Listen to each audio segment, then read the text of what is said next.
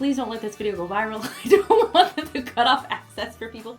Want to read amazing books for free without spending a dime? In this video, I am sharing all of my favorite tips and tricks for reading books for free in Canada. Whether you prefer physical books or ebooks or audiobooks, I've got you covered. I love reading books. I'm a voracious reader, but if you go and you buy each of them individually, the price adds up real quickly, as you all probably know if you're also a book lover. And since moving to Canada, I have found a bunch of resources that have really helped me cut down on my book budget. Number one, y'all already know about this one, but the library. It is such an underrated resource. Even if you love reading, but you don't really go to your local library that often, just being a card holder can help your community. There's a lot of communities where they take into account the number of patrons that the library has, and then they use that number to decide the budget for the library that year. So when you sign up for a library card, you are given access not only to the books in that library, but also to all of like the amazing activities that the library does throughout the year. And even if you don't use it that often, you're helping your community. But that's not all. Often with a library card, depending on where you live, many libraries in the United States and in Canada have agreements with an app called Libby. I am a huge fan of Libby, and going along with Libby, we also have Hoopla, which is a website I'll link down below, where you can also get a bunch of free resources and books and even movies and things like that. Libby I use for ebooks as well as audio, and there's such a good selection with my local library, and I think this may be something I'm not supposed to tell you. But I was a little bit jealous that the Americans, they can borrow books on Libby, get loaned out from the library, and then read them on their Kindle. More than a little jealous. And I found out there are quite a few large city American libraries, though not all, that let you get an e-card with them for free online without having to go into the library and present yourself in person. And if you do that, what I did is the part where they ask what your address is, I just put in the library's address when I signed up for the library card, and I now have access to the Chicago Public Library. Please don't let this video go viral. I don't want them to cut off access for people. There are several other large American cities that do that as well. And then I'm able to download those Libby books onto my e-reader, which is fantastic for me. But Libby is also really great just for audiobooks, being able to listen while you're doing other things, which for me as a mom, I hate doing chores. I hate it. I don't like cleaning. So what I like to do is put on a little ebook, a little audiobook, and listen to it while I'm cleaning so I don't feel like I'm actually cleaning. Number 3, stuff your Kindle events. This is something that I learned about through TikTok. And so what you're gonna do is you're gonna go onto TikTok and you'll type in stuff your Kindle and set up the video filter so that you're seeing the videos that were posted within the last week or so. And if there are any stuff your Kindle events that are coming up, that'll let you know. It'll let you know which websites to go to. There are a bunch of creators that talk about it and talk about where to go. Now, it's not Amazon who sets up the Stuff Your Kindle event days. I was explained to me last time, so I'm going to explain to you how it was explained to me. That these are indie authors that agree together to all have their books for free that day. This gives a lot more publicity for these authors and some of these smaller books that maybe are having trouble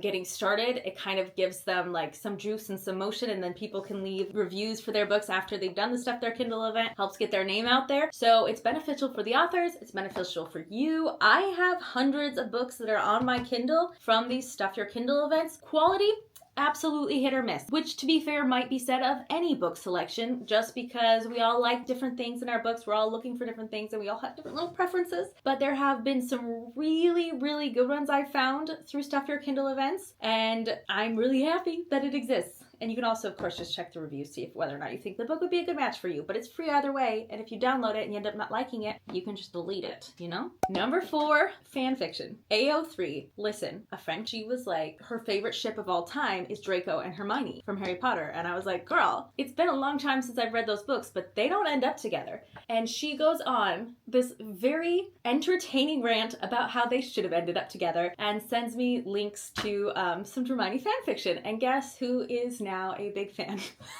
It's me. I'm a big fan. Again, quality, super hit or miss, right? Because these are just people, these are just fans, these are just hobbyists, people that like to write for fun, who are writing and creating these stories online. So some of them will absolutely not be everyone's cup of tea, but some of them are also absolute masterpieces, not just for this fandom, but for across many fandoms. There is so much fun. The stories are so innovative. And I also love the fact that because they're not going through like a traditional publisher, sometimes we get stories through this like medium that we wouldn't ever see through traditional publishing. And it's kind of fun to see the rules that get bent like that and get twisted and all mixed up, and I enjoy it. I think it's quite fun. Number 5, free little libraries. Is that they're called? Little Free Library. I knew I was mixing it up. Little Free Library. You might have seen these around your local neighborhoods. There is a website online that has a map, and you can go online and identify where different little free libraries are. The concept of these is that you take a book and you leave a book. So if you have a book at home that you're not reading it anymore, you can take it to one of these little free libraries and switch it out for one of the books they have in there. I have several that are in the area where I live that are really good. Like, they tend to have very good quality books that have been popular within the last 5 years that are available on a regular basis. And I borrow the books, and then when I'm done reading them, they go back in the little library. It's fabulous. I think they're such a fun part of any community. So if you're lucky enough to have one near you, that is a really good way to get a paperback book for free. And again, the idea is the exchange, so you give it back when you're done reading, ideally. But ooh, I love little libraries. I also think they're very aesthetic. Project Gutenberg is a website that has public domain classics listed on there. So if you want to read any of the classic books for free, that's a really good way to get them. You also have Open Library, which is a digital lending library online. For public domain audiobooks, we've got Librivox. I've never heard of this website until I was doing research for this video. Actually, I wanted to see if there was resources that I hadn't come across, but this website is really cool because you can listen to a whole bunch of public domain audiobooks that have been recorded by people who use this website, or you can also practice recording yourself and post this, and it helps with this accessibility. It's such a wonderful, wonderful resource, and I'm so glad I found out about it. But they also have on Spotify and YouTube people reading public domain books. So if you're looking for audiobooks that way, that is a free resource. Again, like, I know quality will be hit or miss, you know, depending on who's reading it and narrating it, but such a good and rich resource. If I seem a little overexcited during this video, it's because I'm filming it right after I got all my stickers in the mail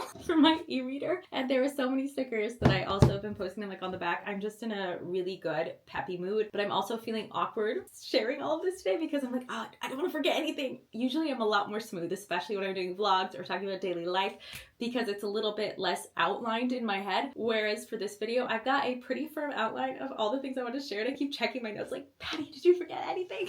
Because this is a fun one, and I love free books. You know, it's just a fun thing. I love sharing reading resources, and I know people have different things they're looking for, so hopefully out of all of the resources that I've shared today, there'll be at least a few that you've really liked. If you found this video helpful, don't forget to like, comment. If I forgot anything, or if there's anything, any resources you know about that are available to Canadians, even if it's province specific, let us know what province you live in, where that resource is available, and feel free to share it in the comments, keeping in mind that you can't share direct links. YouTube tends to block those comments before I even see them. So if you type in a direct link in my comments, YouTube might just flag it automatically as spam, just as a warning. So just maybe use the website name if you're going to share a website that has free resources. But I'm really excited to hear where you guys get your free books, where your favorite resources are.